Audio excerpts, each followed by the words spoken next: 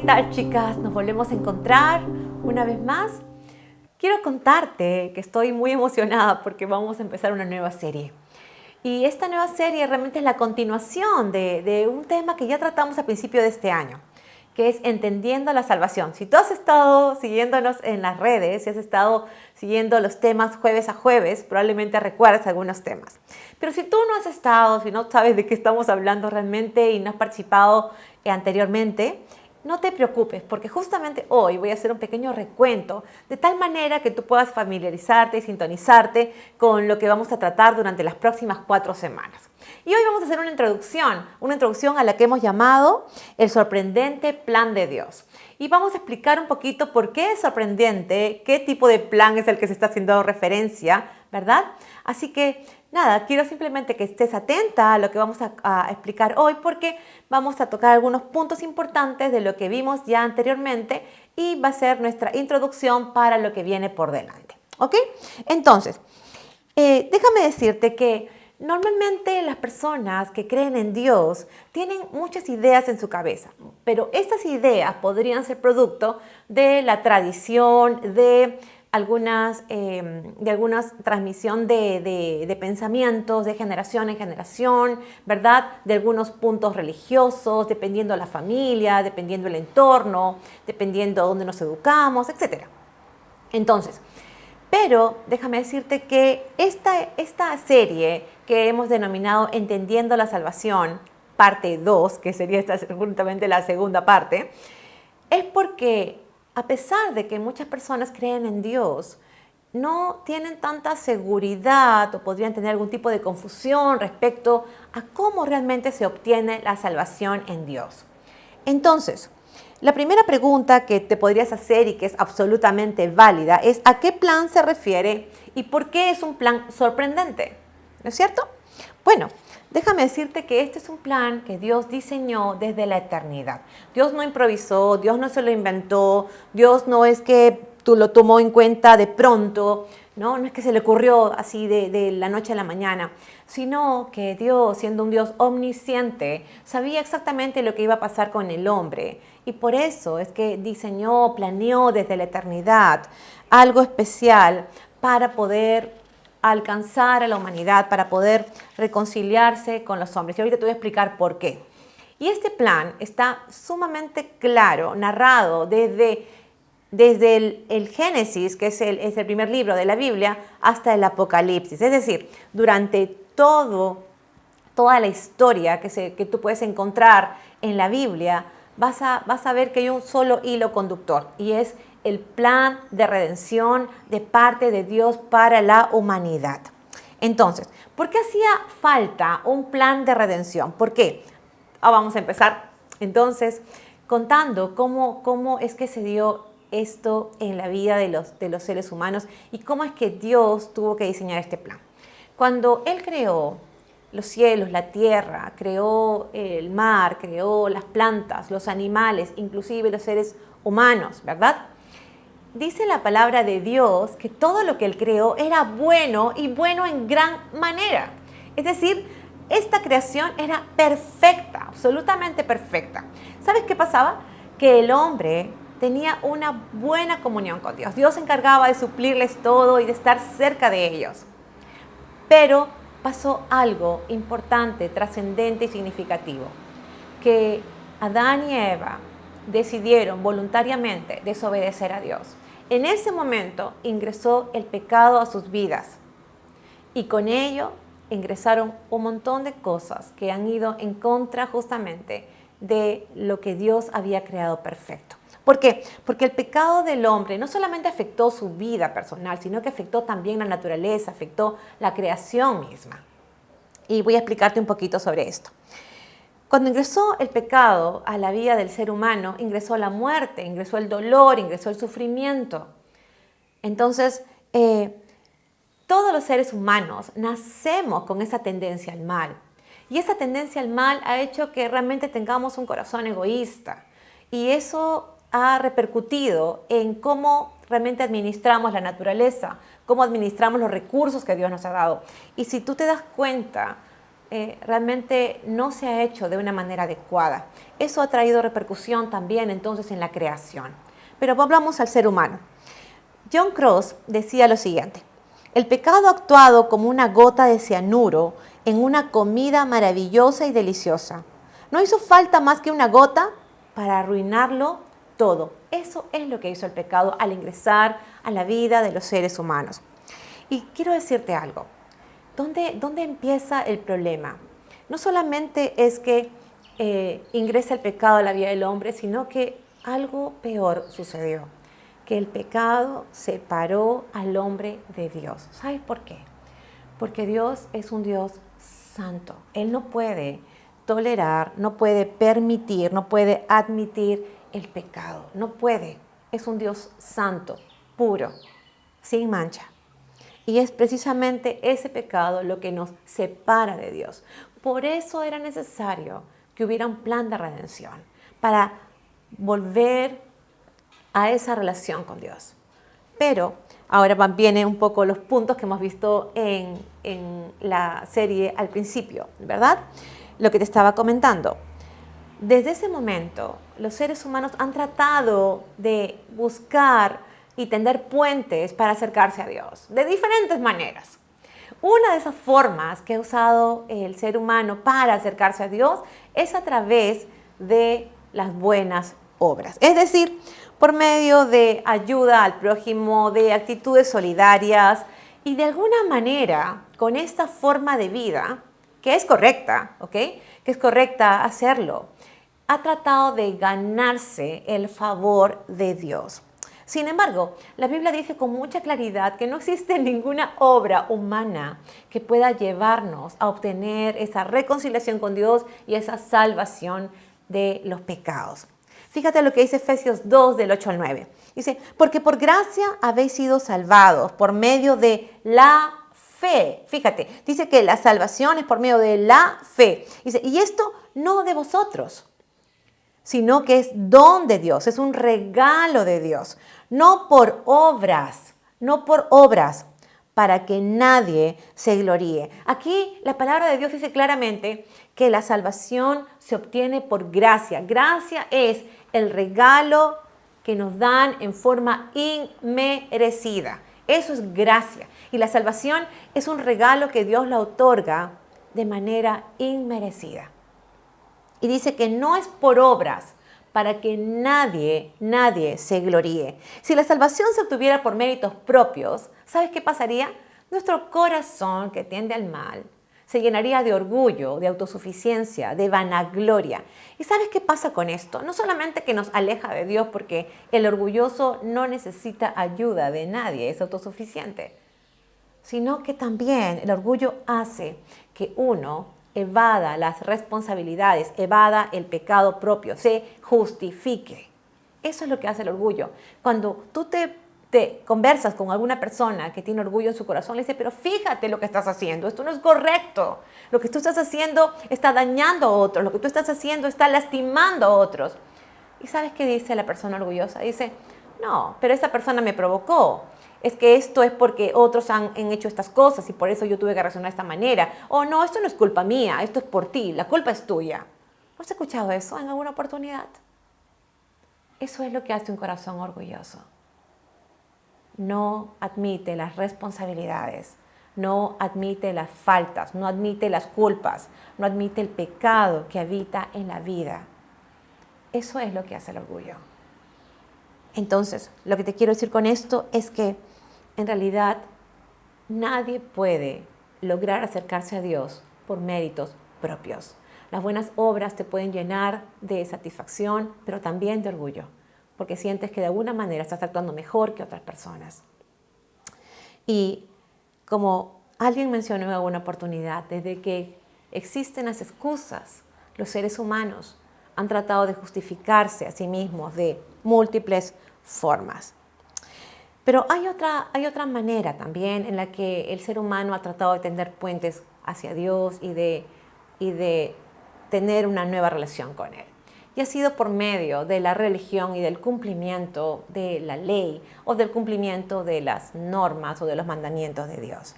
Y de hecho, que tú debes conocer gente muy moral, gente que actúa con honestidad, ¿verdad? Que en sus hechos es realmente muy transparente, en fin, y que por lo general actúa en función a la forma que piensa. Entonces, tú dices, sí, hay gente así, definitivamente hay gente que actúa rectamente. Es correcto, pero tampoco se puede obtener la reconciliación y la salvación de esa manera, porque ¿sabes qué pasa? Para lograrlo se necesita perfección, es decir, no fallar en ninguno de los mandamientos que Dios nos ha dejado. Entonces, si tú cumples 9 de 10 y fracasas en uno, es como si hubieras pecado en todos. Y eso no lo digo yo, por si acaso. Eso lo dice la misma palabra de Dios. Eso es lo que dice Santiago 2, del 8 al 11. Vamos a leerlo juntas. Dice, si en verdad cumplís la ley real conforme a la Escritura, amarás a tu prójimo como a ti mismo, bien hacéis. Pero si mostráis favoritismo, cometéis pecado y sois hallados culpables por la ley como transgresores.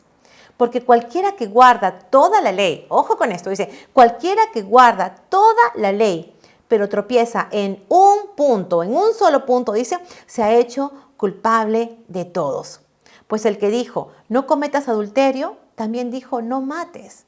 Ahora bien, si tú no cometes adulterio, pero matas, te has convertido en un transgresor de la ley. Es decir, tú puedes cumplir una cosa y fracasar en otra. Entonces tú no dices, pero por esto bueno que estoy haciendo está correcto ante los ojos de Dios.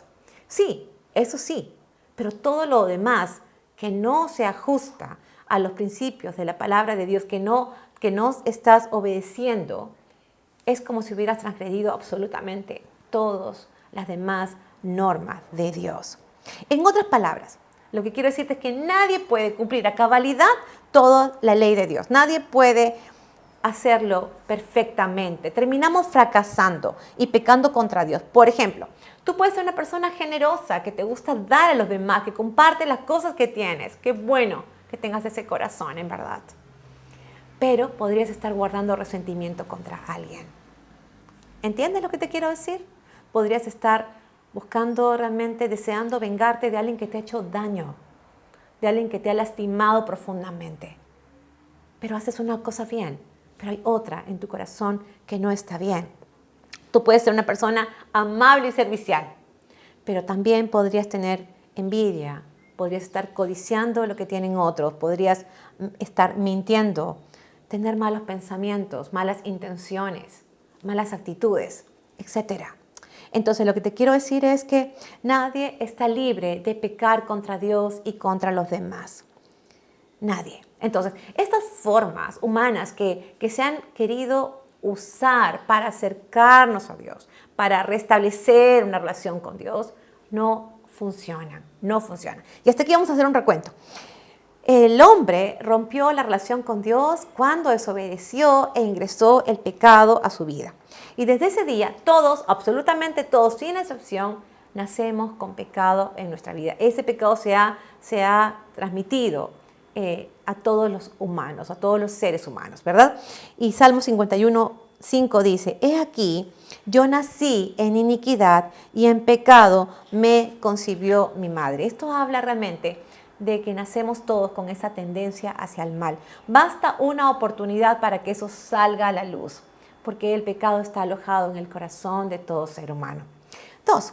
El hombre ha hecho intentos por acercarse a Dios por medio de la religión, de las buenas obras, del cumplimiento de la ley, pero como lo hemos visto hace un instante, terminamos fracasando de alguna u otra manera.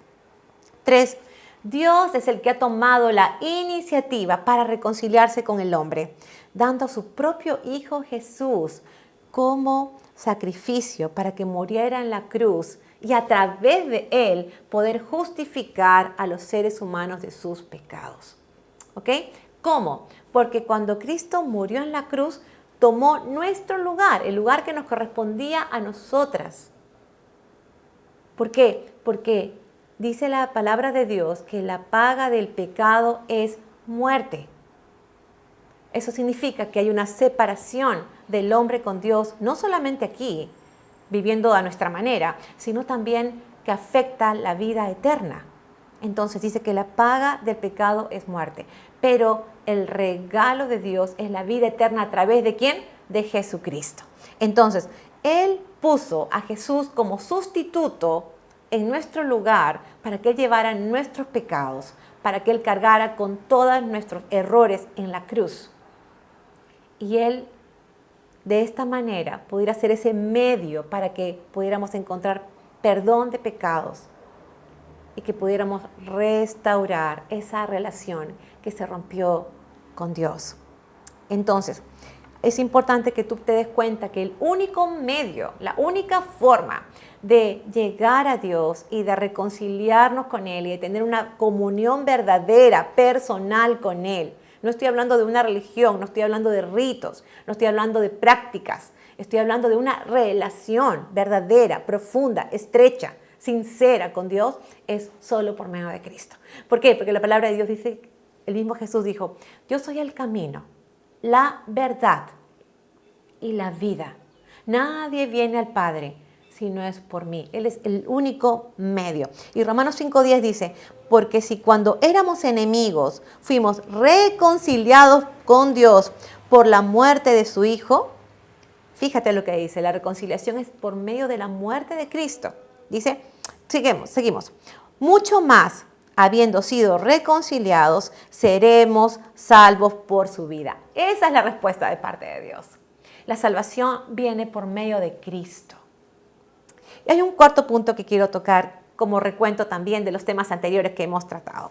Dios ofrece una nueva vida en Cristo y eso es esperanzador. Eso es absolutamente precioso. ¿Por qué?